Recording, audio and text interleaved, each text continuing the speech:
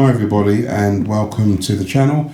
Today we're going to have a look at the Aselkon MX5 PCP rifle in .177.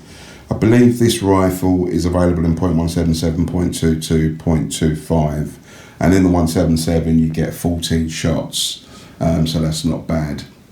We'll go over some brief specs.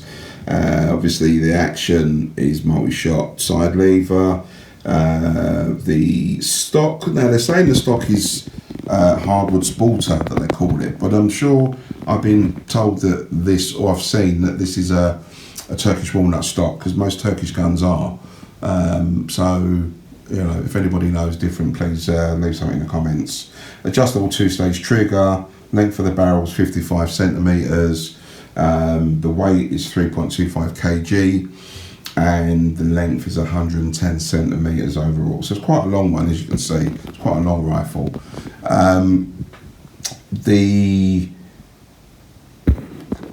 What we'll do is, if we just go from the rear to the front of the rifle, so with the rear you've got quite a well sort of padded rubber butt pad, if you want to call it. Well, not so much padded, but quite a thick rubber butt pad there, which is great. I mean, you don't really get any recoil from these anyway, but it sits well at the shoulder. And then you've got a nice raised ambidextrous cheek piece on the rear stock. Very ergonomically designed. When I first saw this rifle, one of the things that drew me to it was the ergonomics of it to the rear. You've got that kind of sharp bit going around where the thumb goes here, and then you've got this bit underneath the stock that sort of comes. So they're quite sort of sharp edges, if you want to call it that, but they look really nice. The grip is it's got stippling on it, so it's got a nice feel. As you can see, it sort of grooves in there for your thumb, but the texture is really nice there for those sweaty hands. People have got sweaty hands like me. So the grip is really nice. And moving forward, the trigger guard is quite big. I think it's, I don't know if it's steel or plastic, I'm not sure, but it's very it's very stable, well put together. I like the way that the lines join the bottom of the forestock. That's really nice. Two-stage trigger there. Doesn't look like your match trigger or anything like that, but I've not had to adjust it. I've used it pretty much straight out of the case, and it's been fine for me. Moving slightly above on the action, it's got side lever action. It's almost like that spoon type side lever where it bulges towards the front, which is really good, quite comfortable. The action's easy, minimal effort to draw that back. You've got the safety here, so safe and fire here to the side, which I like. I quite like that, because you just, once you know, when you're cycling your rounds, you can just use your thumb to put that on safety. I always use safety between shots, especially when you're back garden target practice and plinking. You just do not want to have any accidents at all. Where you squeeze that trigger and the rifle's pointing up, you've got your neighbours to think about, your neighbours to the left and right of you and across the way, depending on where you live. So it's really important that the safety aspect is key, because I don't want to cause a problem and then have my rifles taken away from me because of misuse.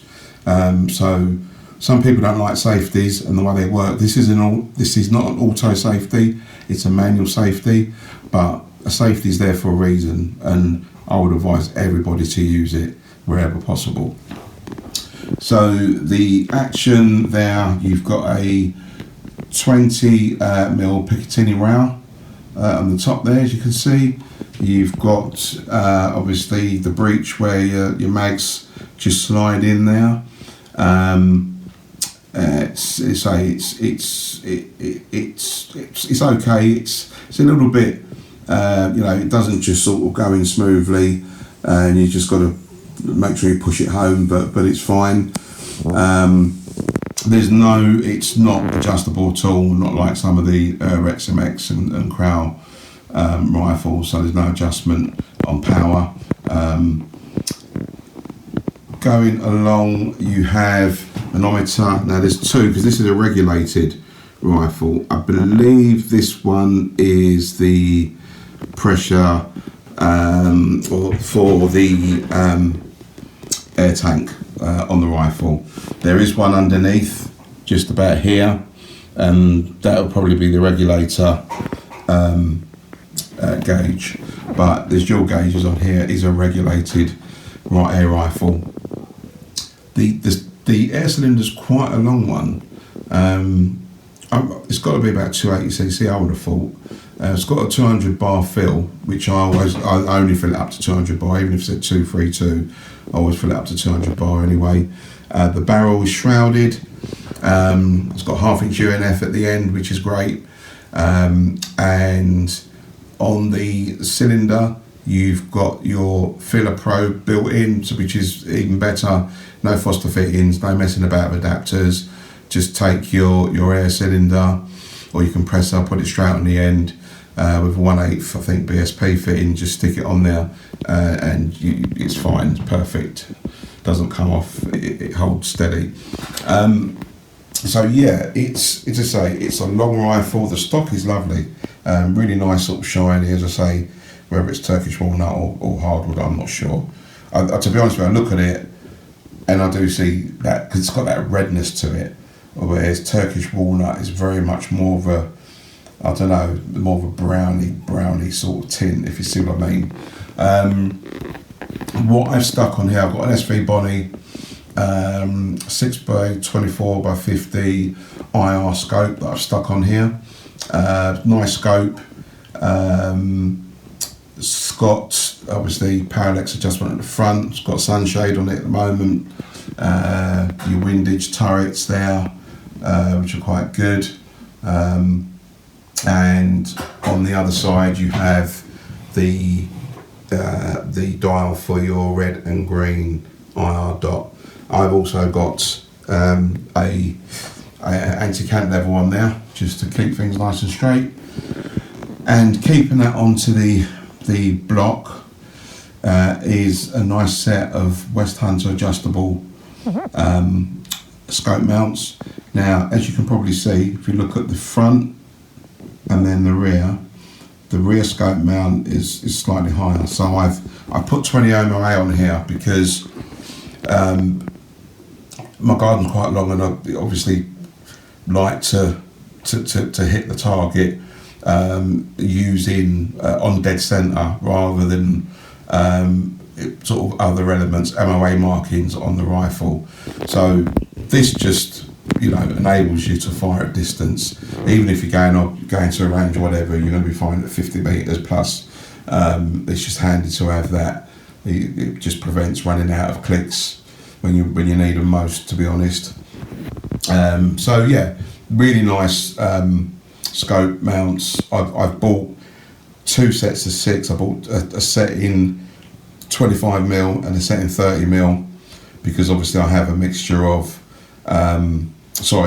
types of scope, and also a mixture of the different rails. So I have Picatinny and Dovetail, so I've got 11mm and 20mm.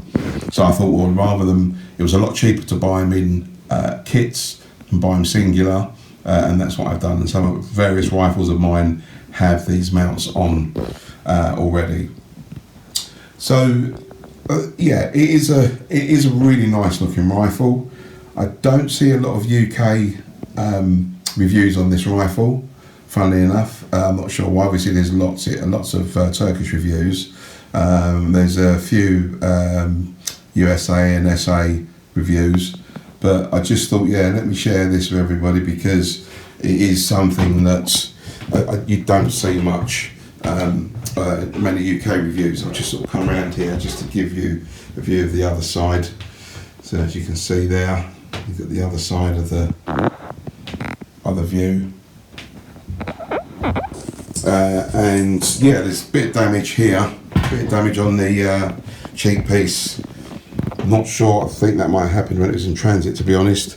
I'm not sure, but what I'm going to do is I'm going to get a rubberized piece and just self-adhesive and put it on here to cover it up. There's no point in trying to make good of that or trying to fit it or whatever. I'm just going to get a cheek piece pad that will cover that and will also just give an addition to the styling of the cheek piece.